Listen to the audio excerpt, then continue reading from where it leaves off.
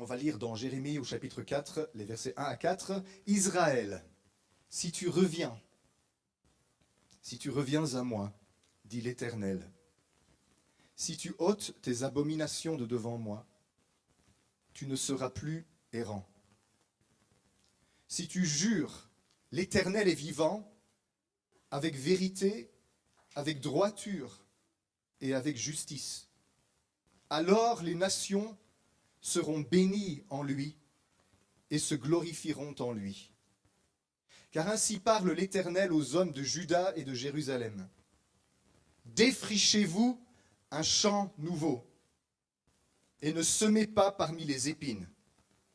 Circoncisez-vous pour l'Éternel, circoncisez vos cœurs, hommes de Juda et habitants de Jérusalem, de peur que ma colère n'éclate comme un feu et ne s'enflamme sans qu'on puisse l'éteindre, à cause de la méchanceté de vos actions.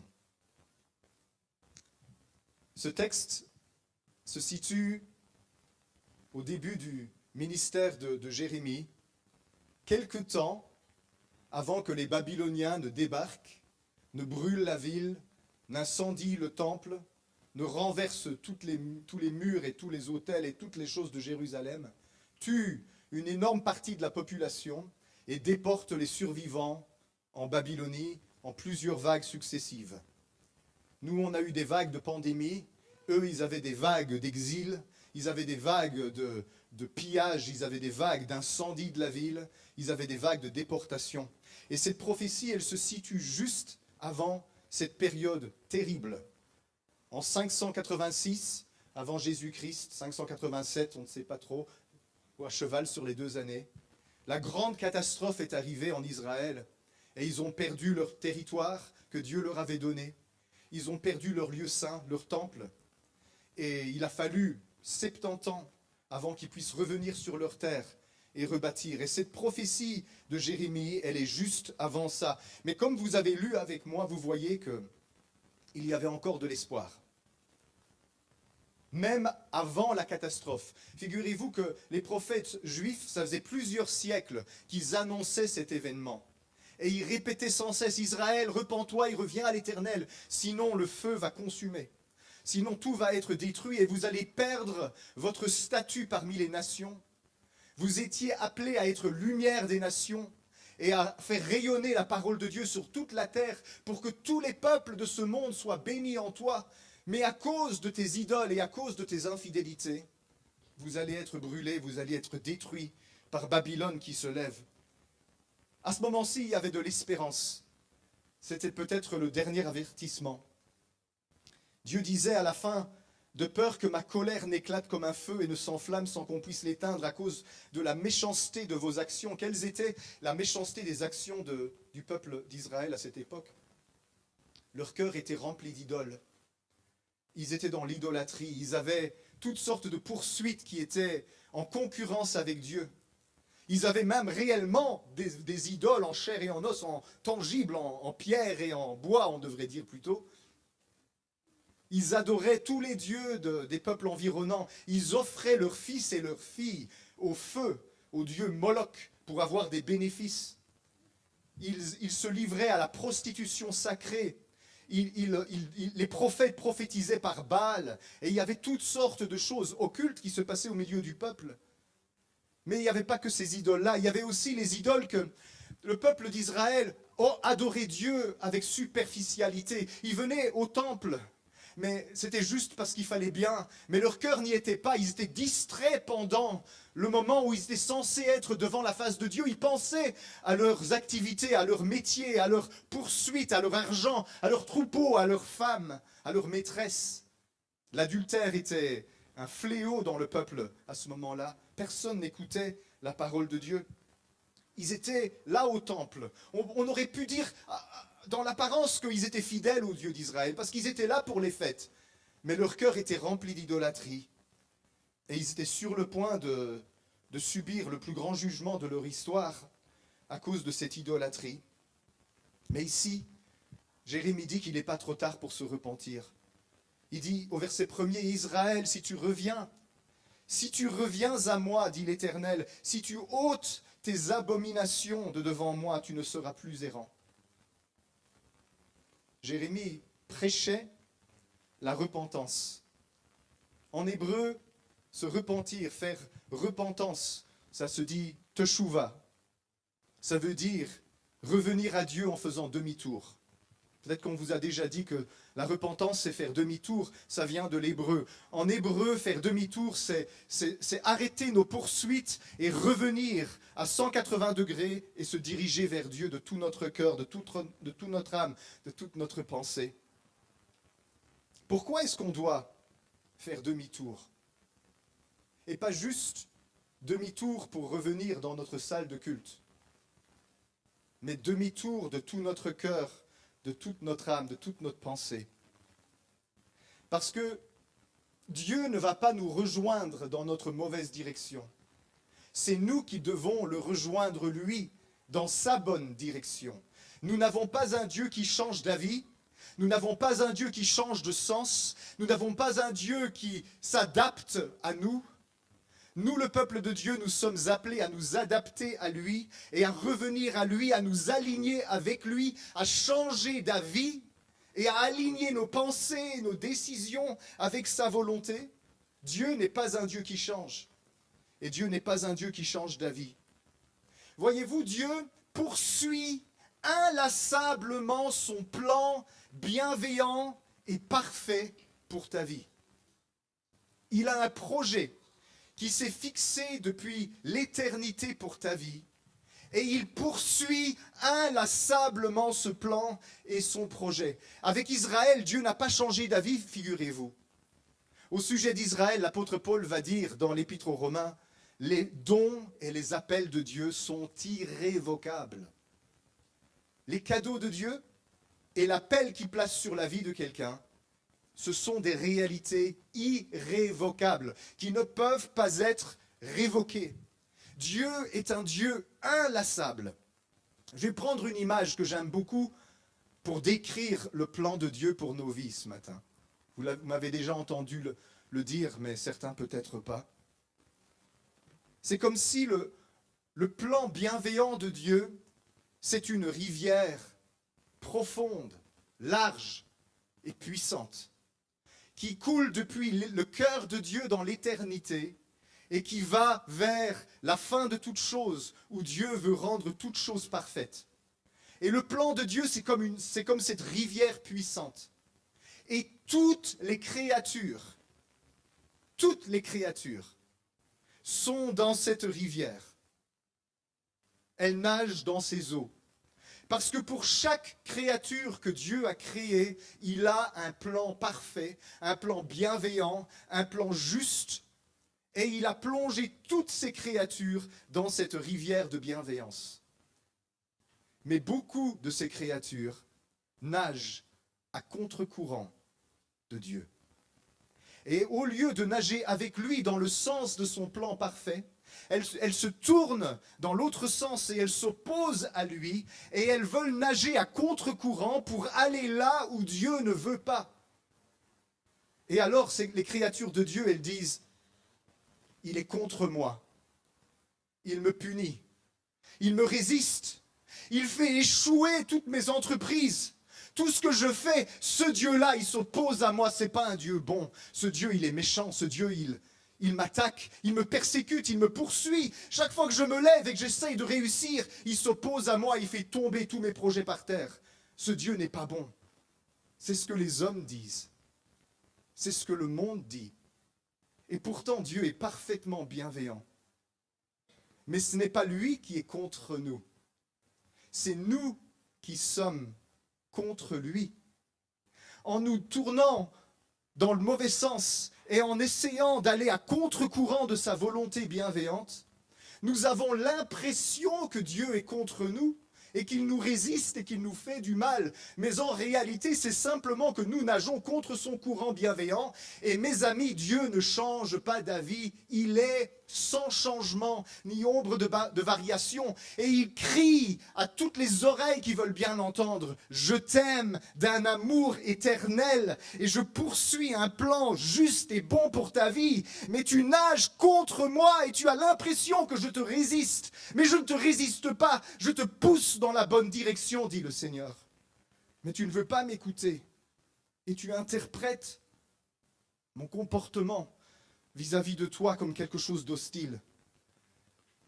Vous savez, quand un enfant veut aller là où il veut, les enfants veulent toujours aller là où ils veulent, et que les parents l'attrapent par la peau du dos pour le ramener où il est censé être, ça arrive que les enfants disent « Tu es méchante, maman ».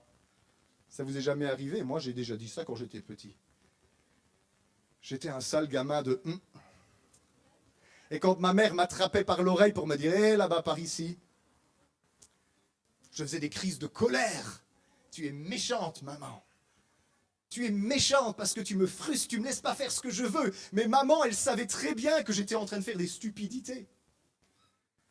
Et c'était pas elle qui était contre moi, elle était pour moi. Mais c'était moi qui étais contre elle et contre ce qui était bien et ce qui était juste. Et donc je projetais sur elle ma frustration. Tu es méchante, maman. J'aurais jamais osé dire ça à mon père parce que alors là, ma tête aurait fait 3 tours. Mais je le pensais. Et même si j'avais un mauvais père, figurez-vous qu'il essayait de faire de son mieux pour m'élever correctement. Et donc je lui résistais aussi. Depuis lors, on a grandi, mais on n'a pas beaucoup changé, vous savez. Parce qu'on fait la même chose avec Dieu. On passe une partie de notre existence à nager à contre-courant de son plan. Si tu cours et que tu te prends un mur et que tu éclates ton nez, est-ce que tu oseras dire que le mur t'a frappé? Ou est-ce que tu peux comprendre que c'est toi qui as frappé le mur et le mur il est trop dur et il ne bouge pas? Mais qui est-ce qui a mis ce mur-là, nom d'une pipe? Ouvre tes yeux. Si tu cours contre Dieu dans le sens inverse de ce qu'il a décidé pour ta vie, ne t'étonne pas qu'il y ait de la résistance et que tout ce que tu construis s'effondre comme un château de cartes, parce que ce n'est pas le chemin sur lequel il te conduit. Si tu nages à contre-courant, cette opposition, cette dureté que tu ressens, elle n'est pas Dieu qui te déteste, elle est Dieu qui t'aime et qui est engagé dans un bras de fer avec toi pour t'amener là où tu es censé être, où tu seras heureux, où tu seras rendu parfait, où tu auras la réussite. Parce que tu n'as pas un Dieu qui veut ton échec. Mais tu as un Dieu qui connaît très bien là où tu vas échouer et il veut t'empêcher de tomber là-dedans. Il y a un psaume qui dit « Si ce n'est pas l'Éternel qui bâtit la maison, ceux qui la bâtissent travaille en vain. Si ce n'est pas l'Éternel qui garde cette ville, celui qui la garde en vain. » Toute œuvre, toute réalité que nous poursuivons, si Dieu n'y est pas, c'est en vain que nous le faisons, parce que nous allons avoir des échecs. Et donc Dieu, il dit ici à Israël, et il le dit à nous ce matin, on l'a entendu dans la prophétie, « Débarrasse-toi de tes abominations. » Oh mais pasteur, il n'y a pas d'abomination dans ma vie. Moi je ne fais rien d'abominable. Vous savez c'est quoi les abominations ici? C'est simplement des idoles. C'est-à-dire des choses que je préfère à Dieu. Des choses qui prennent la place de Dieu dans ma vie. Et quand je dois choisir entre la volonté de Dieu et la volonté de mon idole, je choisis mon idole. Les idoles ne sont pas seulement des statues qui jonchent nos temples.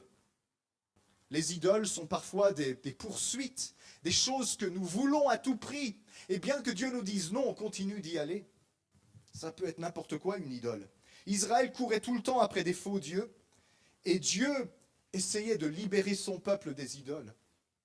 Vous vous souvenez de ce qui s'est passé quand on a amené l'arche de l'alliance de Dieu dans le temple du dieu Dagon? Vous vous rappelez dans le livre des Juges? Le dieu Dagon, c'est le dieu avec une tête de poisson. Entre parenthèses, quand vous voyez le chapeau que portent les évêques, là, hein, qui a, on dirait une bouche de poisson, vous avez déjà vu comme le chapeau de Saint-Nicolas en quelque sorte, eh ben, ça vient de là en fait. C'est un chapeau en tête de poisson. Eh bien, le dieu Dagon, qu'est-ce qui s'est passé avec le dieu Dagon quand on l'a mis en présence de l'arche de l'alliance du Dieu d'Israël? Il est tombé sur son nez, on l'a remis debout le lendemain, il est retombé à nouveau pendant la nuit, et cette fois-ci, il a cassé sa tête et ses mains. Toute idole qui rivalise avec Dieu tombe et est brisée. Et dans l'humanité, vous savez, on a souvent été comme ça. Vous vous souvenez de ce qu'on a dit le jour où on a mis au large le Titanic? Même Dieu ne pourra pas couler ce bateau. Maintenant, je ne crois pas une seule seconde que Dieu ait coulé le Titanic. C'est l'iceberg qui a coulé le Titanic. Mais quand même, les amis, l'ironie. Vous vous souvenez de ce qui s'est passé quand les Beatles ont dit « Nous sommes maintenant devenus plus célèbres que Jésus-Christ lui-même ». Ce n'est pas Dieu qui a tué l'un ou l'autre des Beatles. Est-ce que vous comprenez que dans la vie, quand on se braque avec orgueil et qu'on commence à poursuivre des choses qui sont contraires à ce que Dieu désire, c'est pas Dieu qui s'oppose à nous, c'est nous qui nous opposons à lui, et nos entreprises s'effondrent, pas parce que Dieu désire nous faire du mal, mais parce que rien ni personne ne peut triompher contre le projet de Dieu. Dieu est un Dieu qui poursuit dans son intention parfaite un plan qu'il a échafaudé dans l'éternité avant que quoi que ce soit existe. Et mon ami, c'est pas toi, c'est pas moi qui vais changer le plan de Dieu. Ce n'est pas nous qui allons changer le plan de Dieu. Nous avons un Dieu qui ne change pas. Maintenant, Israël disait, mais Seigneur, on est avec toi, on n'est pas contre toi, Seigneur, nous, on te demande de bénir. Bénis, Seigneur, mes affaires, bénis mes récoltes, bénis mon troupeau, bénis ma famille, Seigneur, on vient à ton temple pour t'offrir tes sacrifices. Mais Dieu dit, votre cœur n'est pas avec moi. Votre cœur, il est avec vos idoles, et vous venez devant moi, et vous souillez mes parvis, qui dit dans les prophètes, parce que vous n'êtes pas ici de tout votre cœur et de toute votre âme.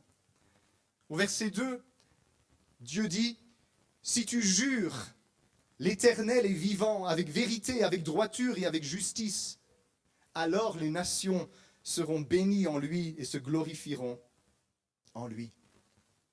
Vous savez, l'expression « l'Éternel est vivant », c'était un petit peu le Alléluia de l'époque. C'était une façon de dire je suis un serviteur de Dieu, je sers le Dieu d'Israël. On jurait en disant l'Éternel est vivant à tout bout de champ. Par exemple, quand ici tu dis, quand les Belges disent je le jure sur la tête de ma mère, ce qu'il ne faut jamais faire par égard pour la tête de ta mère, vu que tu mens tellement souvent.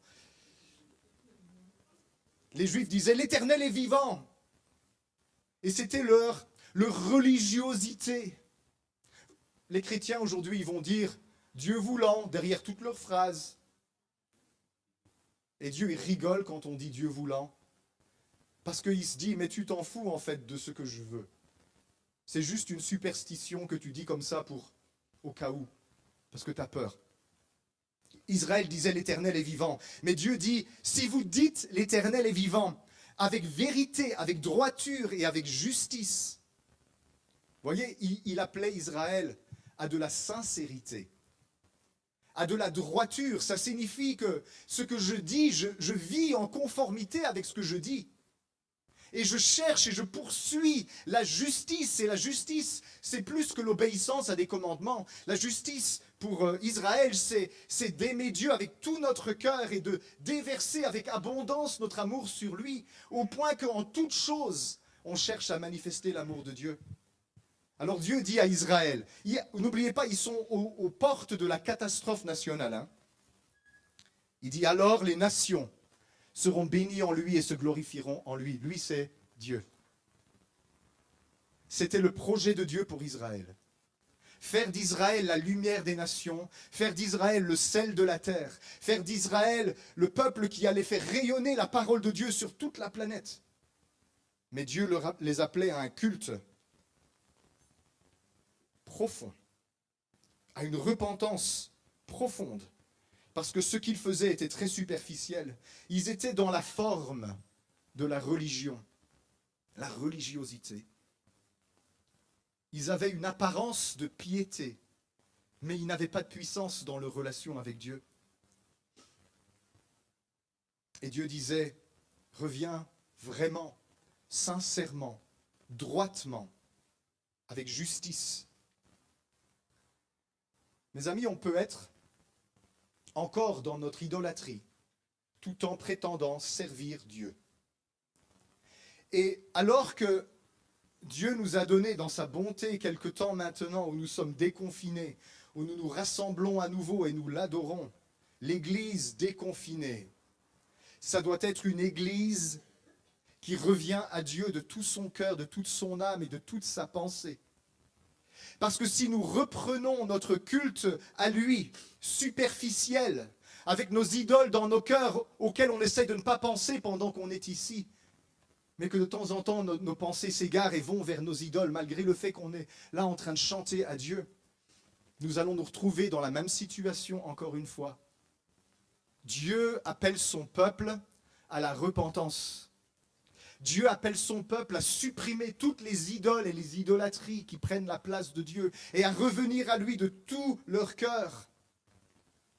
Oh, Israël fêtait les fêtes religieuses. Ils allaient au temple, ils offraient les sacrifices, mais leur cœur n'y était pas.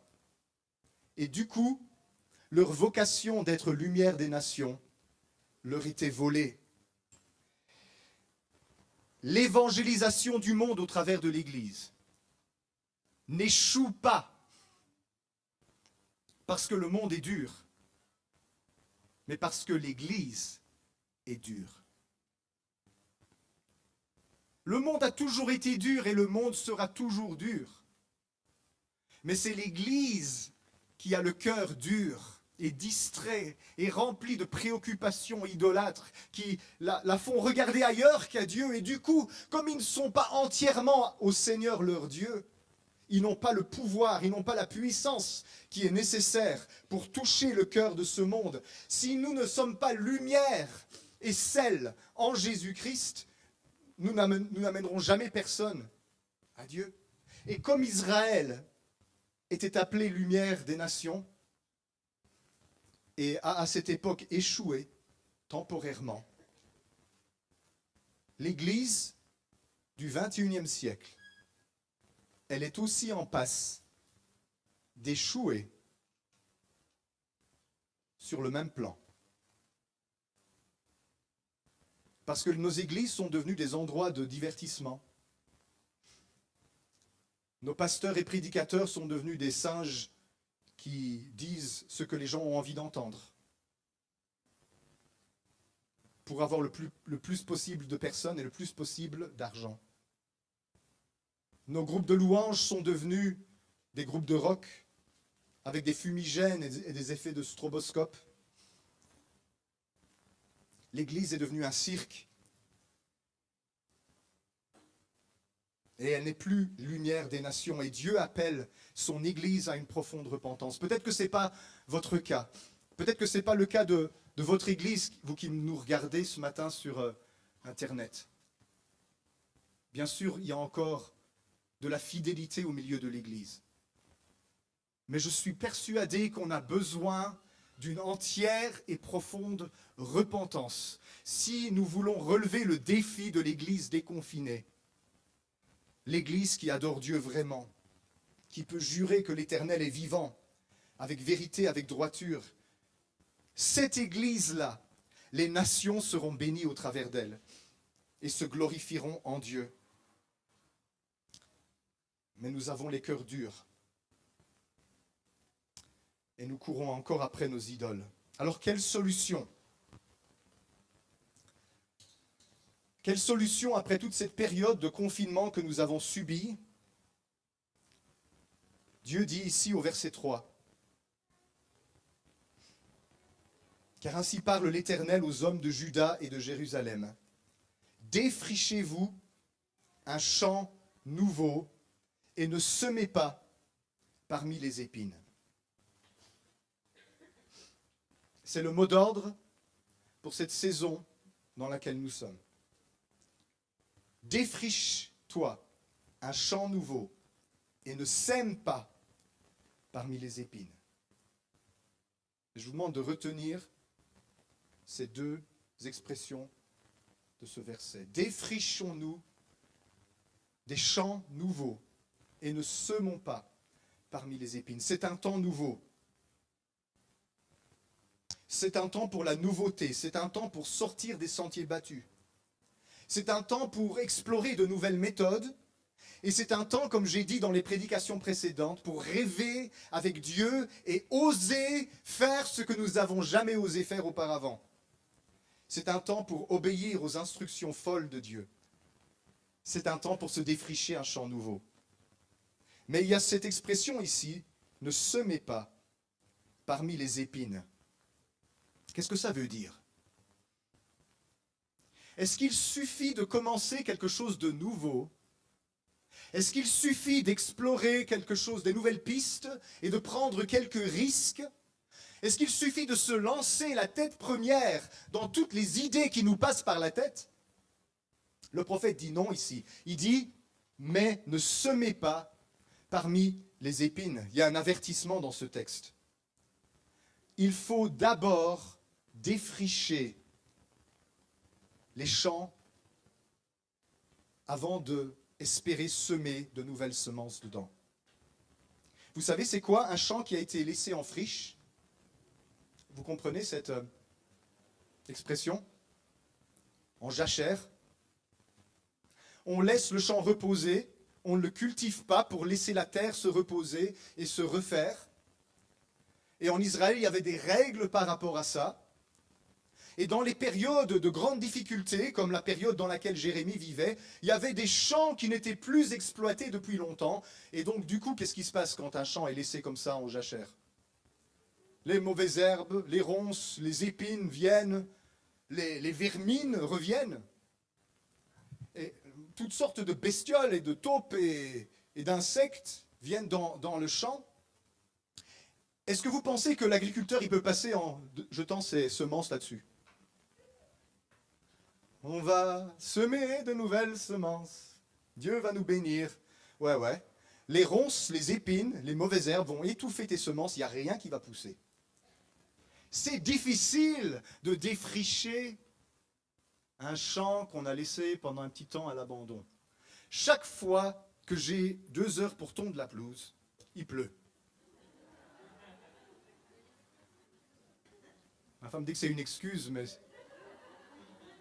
laissez-moi croire à mes illusions. Résultat, quand enfin je m'y mets, je dois faire 4 fois le travail. Et ça prend 3-4 fois le temps. Et j'ai fait ma journée, quoi, là. Pouf.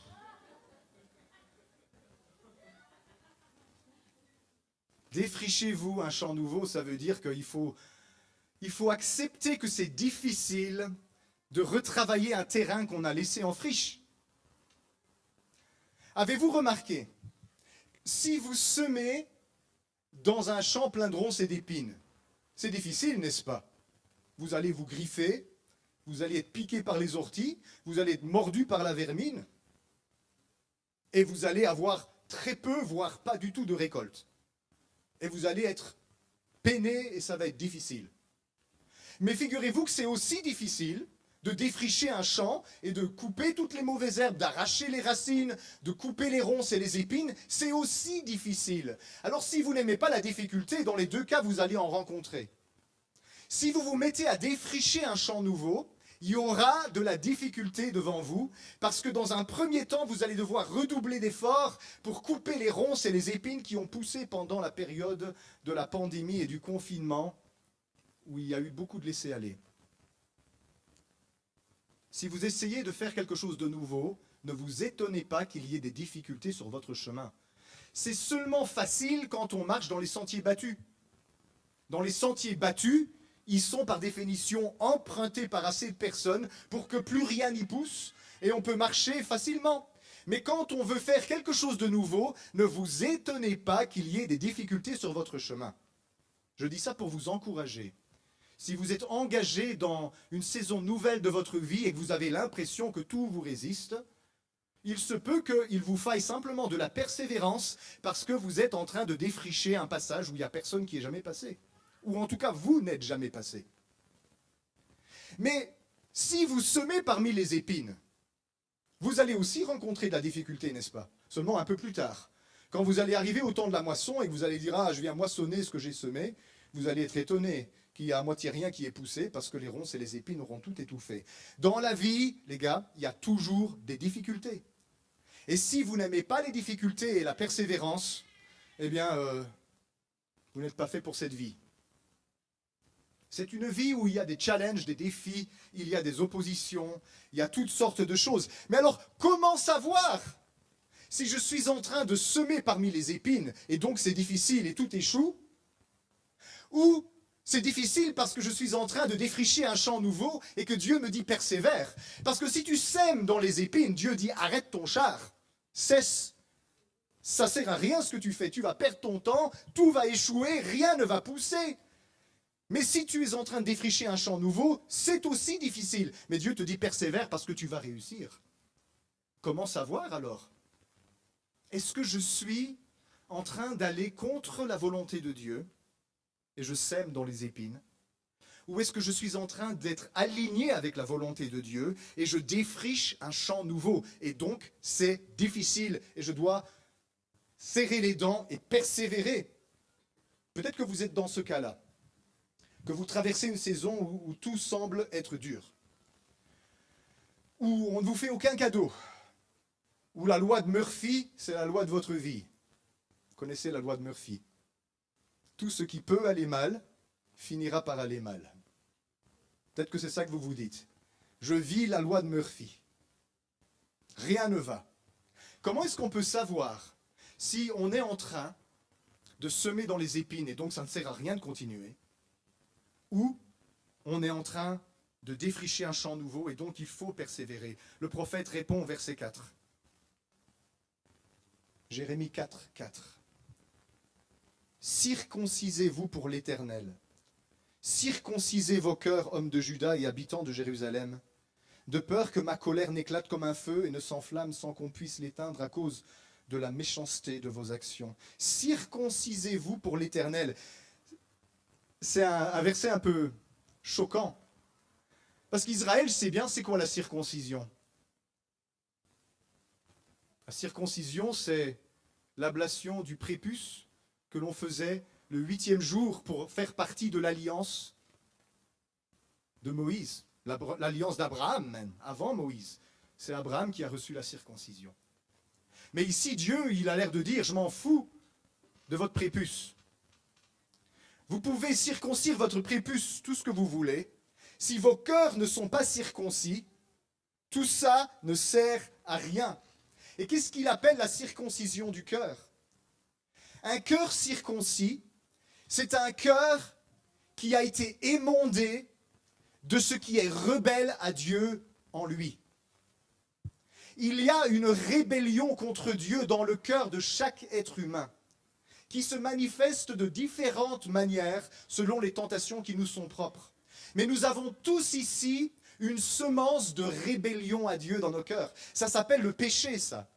Le péché, c'est la chair. La chair, c'est pas la viande, pas votre corps. La chair, c'est cette propension à désobéir à Dieu et à poursuivre nos propres ambitions, même quand Dieu dit non. La chair, c'est ceux qui aiment les idoles. Et Dieu dit, il faut circoncire vos cœurs. Pourquoi est-ce que la circoncision du cœur est une solution? Parce que si dans ton cœur, il n'y a pas cette lame de rasoir qui tombe, pour couper cette rébellion, cette volonté de résister à Dieu, de t'enorgueillir, de persévérer quand tu es en train de nager à contre-courant, eh bien tu ne pourras pas voir clair. Et tu n'arriveras pas à savoir si ce que tu es en train de faire dans cette époque, c'est semer dans les ronces et les épines. Et donc tu ne récolteras rien. Parce que les ronces et les épines vont tout dévorer. Ou est-ce que tu es dans une saison nouvelle où Dieu te dit, vas-y, tu as le vent en poupe, le Saint-Esprit est avec toi, mais c'est difficile parce que tu fais quelque chose que personne d'autre n'a jamais fait avant, ou en tout cas que tu n'as jamais fait avant. Je suis avec toi, continue, tu vas avoir la victoire. Il n'y a qu'un cœur circoncis qui est capable de savoir s'il est en train de nager dans le sens de la volonté de Dieu, ou s'il est en train de nager à contre-courant de Dieu, et donc il a l'impression que Dieu lui résiste alors que c'est lui qui résiste à Dieu. C'est une question que beaucoup de gens se posent. C'est la question qu'on pose le plus aux pasteurs, paraît-il. Comment savoir si je suis dans la volonté de Dieu? Comment savoir si ce que je suis en train de faire, c'est la volonté de Dieu? Le fait même de poser cette question,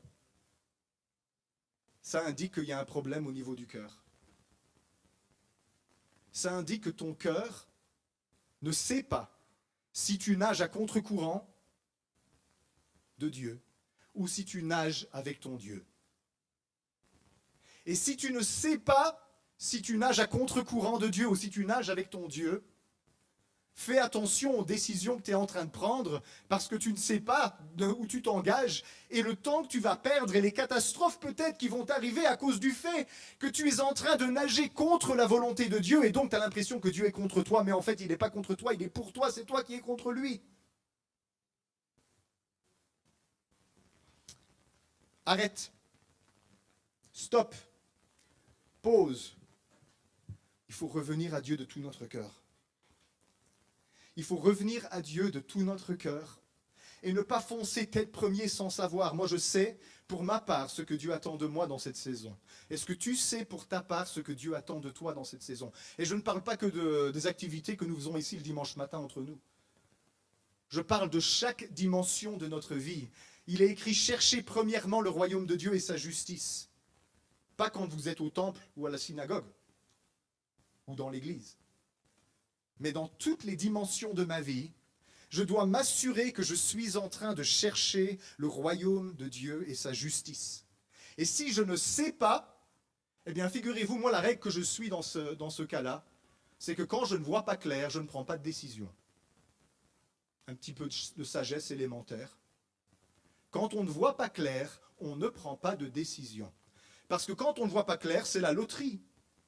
Tu ne sais pas si ce que tu décides va être bon ou pas bon. Et puis après, quand tu verras clair, tu vas dire « Ah, j'ai gagné » ou bien « Merde, je me suis planté ». Excusez l'expression. Mais c'est vrai. J'ai besoin de voir clair. Heureux ceux qui ont un cœur pur, car ils verront Dieu. Dieu, dans cette période de déconfinement, que je prie durera indéfiniment, il nous appelle à revenir à des cœurs purs. Il nous appelle à nous assurer que nos cœurs sont circoncis de nos poursuites idolâtres, de nos propensions à la rébellion et à la révolte. Dieu, il désire que pendant cette période, nous ne revenions pas dans nos réunions d'église avec nos cœurs distraits, nos cœurs ailleurs, nos cœurs à moitié là, en chantant du bout des lèvres des paroles qu'on ne pense même pas. Dieu, il veut qu'on revienne à des cœurs intègres, des cœurs entiers, des cœurs qui l'adorent, des cœurs qui le servent. Vous savez ce qu'on dit? On aime bien ce passage-là. Dans un psaume, il est écrit « Fais de l'Éternel ». Ouais, tout le monde le connaît par cœur, hein. Fais de l'Éternel tes délices, et il te donnera ce que ton cœur désire. 99% du temps, quand quelqu'un cite ce verset-là, c'est parce qu'il veut se marier avec quelqu'un. Je vais faire de l'Éternel mes délices, comme ça il va me donner celui-là, il va me donner celle-là. C'est pas ça que ça signifie. En fait, ce verset est une arnaque. Je vais vous dire pourquoi. Parce que si tu fais de l'Éternel tes délices, ce que ton cœur désire, c'est plus la même chose que ce que tu désirais avant que tu ne fasses de l'Éternel tes délices. Fais de l'Éternel tes délices et il te donnera ce que ton cœur désire, parce qu'alors ton cœur sera circoncis de ses mauvais désirs. Et ce que tu désireras, ce sera l'Éternel. Et l'Éternel veut te donner l'Éternel. Amen. Dieu veut te donner ce qu'il a pour toi, il veut te donner ce qu'il est. Dieu veut te donner tout ce qu'il a dans son cœur, ses plans parfaits. Il y a la rivière de sa bonté, de sa bienveillance qui coule. Fais de l'Éternel tes délices et tu nageras dans son sens et tout ira bien. Et il aplanira tes sentiers, il comblera tes vallées, il aplanira les montagnes sur ton chemin. Il y aura des moments de résistance, il y aura des moments de difficulté, mais Dieu marchera devant toi pour t'ouvrir la voie et il frayera un chemin au milieu des ronces et des épines pour toi. Fais de l'Éternel tes délices. C'est la meilleure solution pour savoir si mon cœur est circoncis et est droit, juste et vrai avec Dieu. Quand David, dans les psaumes, il sondait son cœur, il disait « Mon cœur me dit de ta part, cherche ma face ». C'est intéressant ça. Quand David fermait les yeux et qu'il écoutait son propre cœur, son cœur disait, de la part de Dieu, David cherche la face de Dieu. Il avait un cœur qui aimait Dieu. Il avait un cœur qui adorait Dieu, un cœur qui était fasciné par Dieu, qui faisait de Dieu sa priorité. Ça, c'est un cœur qui voit clair. Et c'est seulement à partir de là que je peux savoir si je suis en train de semer parmi les ronces et les épines, et donc je vais récolter rien du tout, ou si je suis en train de défricher un champ nouveau, et donc c'est difficile, et il faut que je persévère. Dieu appelle son peuple à une consécration complète.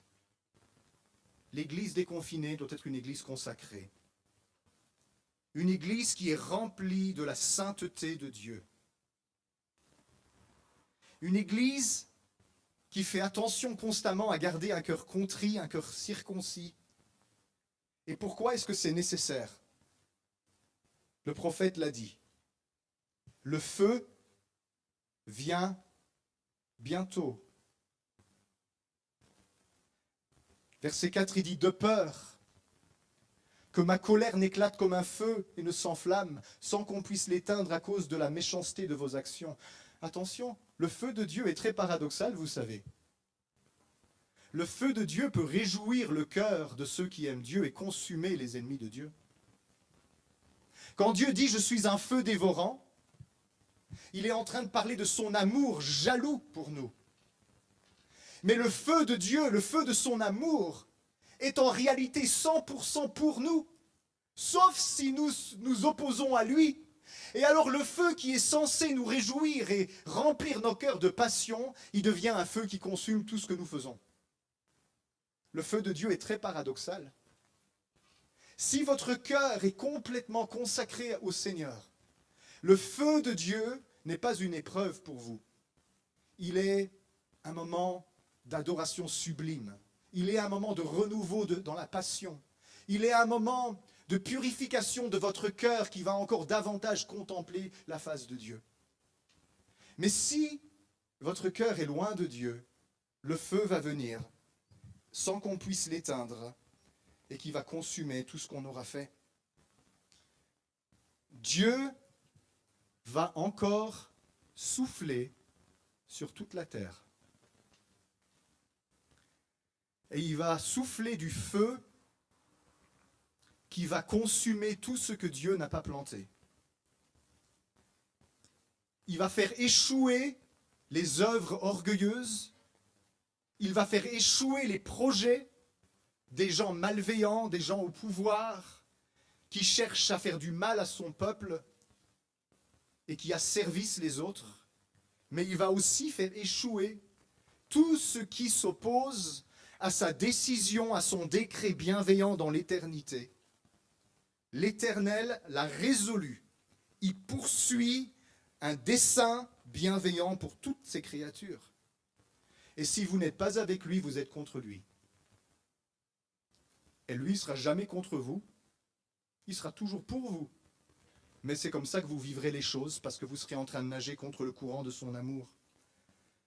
L'amour de Dieu est un feu qui consume et qui réjouit le cœur des rachetés, mais qui brûle le cœur de ceux qui sont ennemis de Dieu de leur propre choix.